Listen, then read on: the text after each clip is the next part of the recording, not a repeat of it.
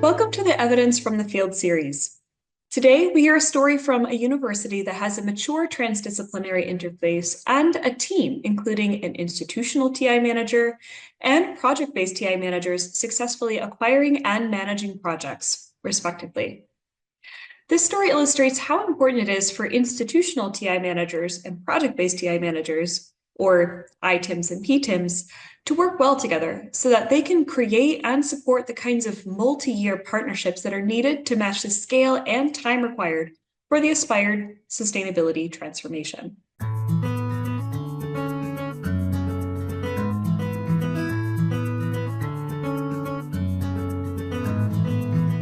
Thanks for having me. So today I'm going to talk about this project that happened in the city of Portland between Portland State University and the city of Portland. It focused on deconstruction.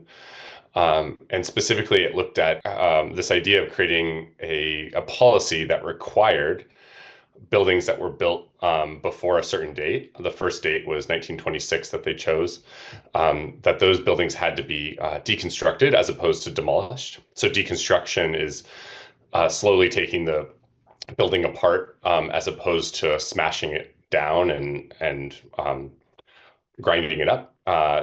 Deconstruction process takes longer, it's more expensive, but it has a series of other benefits compared to pure demolition. And it's especially got a lot more benefits when you're talking about older houses that have less glues, so they're a little bit easier to deconstruct. And they have materials like woods that we don't see anymore. And so the core of the project, the city came to PSU to talk with us about how do we make the case for those characteristics of deconstruction that are harder to value, things like the environmental and the economic benefits. How do we make those cases really strong so we can consider passing a policy? Because without good information about the economics and the environmental benefits, it became difficult to go through a policy process. So that was the backdrop for the project, and the people that came to us were the city of Portland, but their Bureau of Planning and Sustainability, and they had an office within that bureau that focused on materials management. And they came to the Institute for Sustainable Solutions, which is a boundary spanning organization focused on a just and resilient future for the city of Portland, and it's housed within Portland State. And so they came to ISS, the Institute for Sustainable Solutions, and we built a project together. Okay, so the core of this partnership was really focused on the Institute and the city of Portland getting really clear about the project outcomes.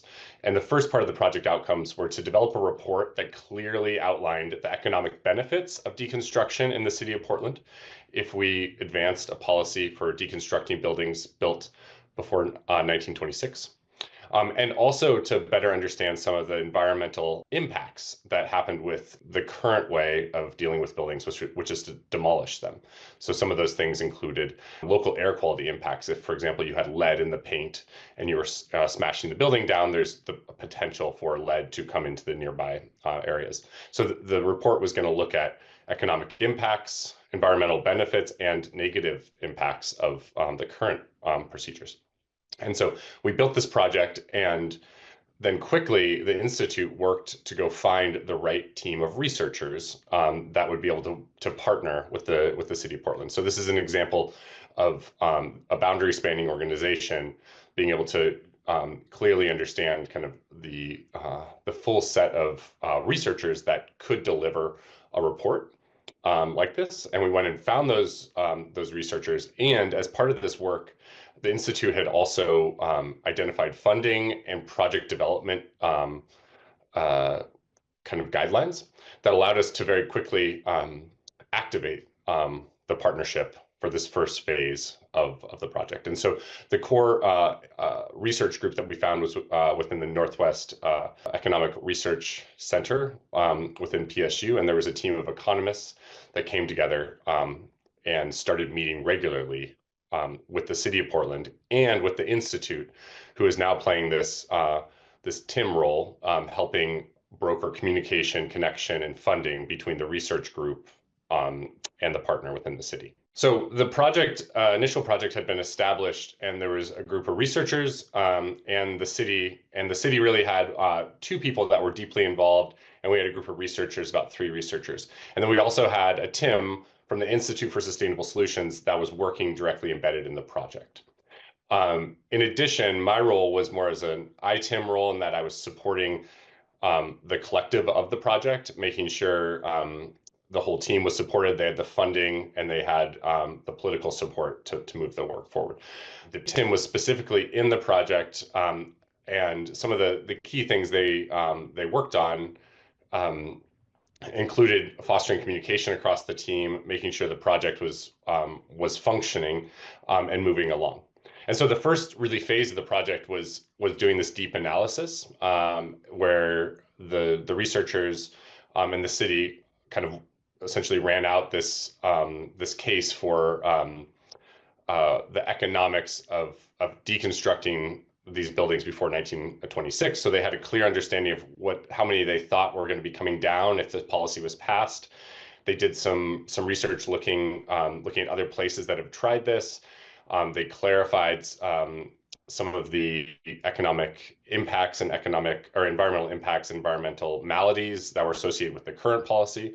So they started putting all these pieces together, and it was really moving towards kind of a conversation with city council. So within the city council, you have to kind of pass a resolution that would then allow a policy to be made. So the first step is essentially to present this report and the findings, and the city council to generally say, yes, this is something we want to move forward with.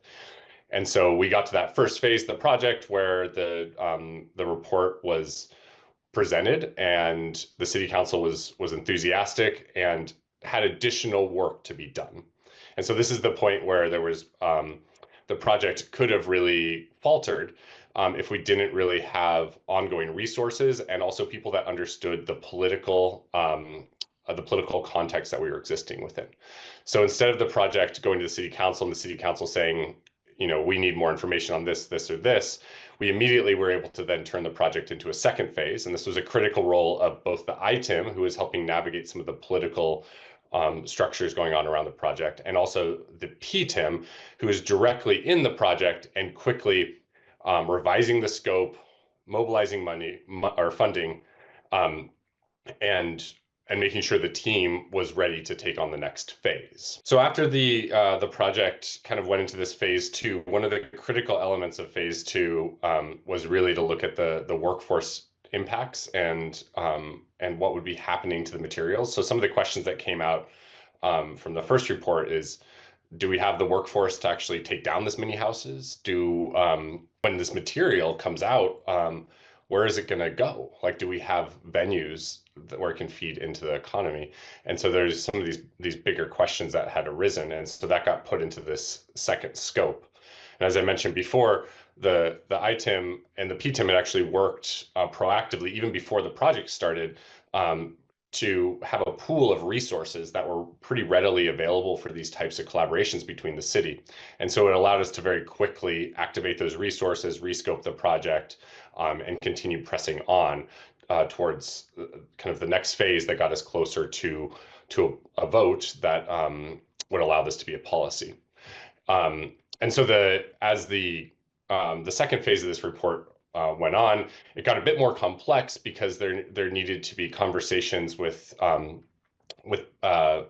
people who were running some of these deconstruction businesses. There was also proactive conversations with people in construction industries who might be interested in running these types of businesses. And so it became a little bit more political because more people became aware of it. And there were direct impacts on the current construction industry, because if you're going to make this requirement, it's going to cost more money. People are going to want to know, is it really something that's adding overall value? And so this is where the ITIM was also coming into play in terms of understanding where there might be some pressures from industry to kind of manage or to ask kind of hard questions about this policy. And so part of what the ITIM had to do is really understand what those those tension points were to work really closely with city partners who also were very aware of it, and make sure this second report was really delivering materials that clearly proactively address some of those concerns. And at the same time, there need to be these conversations that were happening within the structure of the city to make sure that the people who are going to make the decision really understood at a high level of detail the impact, the positive and the negative potential impact, both politically, but also in terms of the impacts it could provide on the city. So once we had worked through this next report was delivered. Once again, there was a conversation with city council, and eventually the policy was put on the books, and a system was created to also activate workforce. So one of the big components of this was making sure that we weren't just creating a policy and then not deeply understanding how do we train the next workforce? How do we make sure there's businesses that can grow up and take care of these materials and bring them into the economy. And so that was a big concern throughout the whole project. And part of passing the policy also required like training and other workforce components to be integrated and signed off as well. And so that became part of the passage of the policy. Now the policy is passed, and each year there's over 100 houses that are deconstructed as opposed to demolished. These materials are now being brought into the local economy, saving carbon, creating jobs, and actually creating a lot of other values within the city of Portland. And the policy is still in the books and still continuing today. So throughout this project, a few of the big things that really worked and were really critical came down to how the team was able to cohere. And the PTIM played a critical role in not just making sure the team had a good scope and a good project, but also that they had good relationships. And over time, this project team within the university and within the city became very close and actually collaborated on a variety of things after this project, because the relationships had been so positive and because the team had really produced something of significant value for science and for society. And so a really critical role, a quality metric for the PTIM is spending time to make sure those relationships mature across the course of the project. And as kind of challenges are encountered, how the PTIM is really focused on working through those, building relationships, and coming out the other side. And so that was a really critical thing that happened throughout this project. And a metric on the other side is these people, these researchers and these city practitioners really wanted to keep working together, really enjoyed each other, and had built strong working relationships, which is a difficult thing to do. I still remember at the end of the project, us almost trying to find yet another phase for the project because we were so interested in continuing the thing going. The PTIM also just has this, a quality metric for them is also this ability to quickly move from project phase to project phase. So if there is an opportunity for a project to continue and to get closer towards a societal impact, there's this very intense moment where the PTIM is helping synthesize and mobilize that next phase and ensure the project quickly shifts to respond to the policy circumstances. That really happened with this project. The PTIM was able to do that, and part of it is because they also had the right conditions to do that. They had clear processes for how to rescope a project. They had funding in hand, and they'd done really good work to build the relationships and the momentum within the team to allow for that. And I'd say also quality metrics for the ITIM. We mentioned this before, but this ability to have deep relationships with the city partner, in this case, the city of Portland, and understand how policies get made, how policies get unmade, and to spend their time in meetings and in different conversations that create conditions for research to land in a really positive way.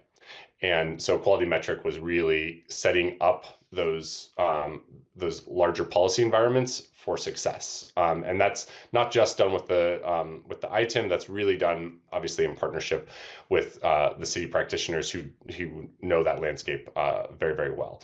But the ITIM is constantly looking at how are we maintaining the quality of the research and the integrity, and also making sure it can apply very effectively in the policy realm. The last thing also with ITIM, a really key metric, was also about relationships, and looking at the relationships that sat outside of the project. This isn't just in the policy sphere, but in the funding sphere, in the kind of communication sphere. The ITIM is looking at how do we take a really good project and use it to make other really great projects. And so they're actively thinking outside and beyond this project and using it as a tool to inspire and motivate other people that want to see similar science practitioner interfaces advanced.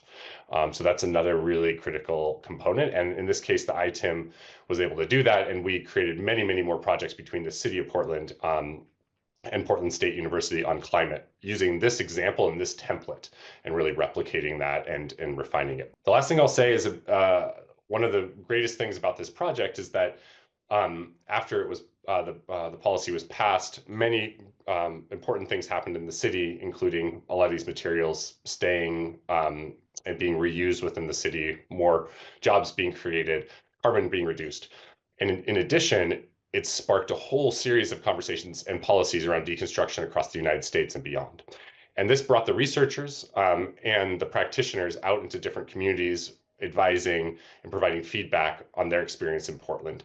So it really went from local to national, and the influence became quite significant. The researchers continued to build their relationships with the practitioners, met other researchers in other cities, same with the practitioners. And so it was a really great example of how we were able to do something in Portland that had some scalability within other places. Thank you, Fletcher, for sharing your story. To our viewers, we hope you enjoyed this rich illustration of how the ITIM and PTIM mutually support each other in transdisciplinary sustainability projects. In this case, the ITI manager really laid the groundwork by pooling resources, creating healthy partnerships and clear protocol to follow, which paved the way for the PTI manager to successfully foster these relationships within the project and to efficiently shepherd the team through each project phase, nimbly adapting to new circumstances. Together, the PTI manager and the ITI manager use this project to inspire multiple successful future collaborations that help spread the innovation nationwide. Thanks for watching.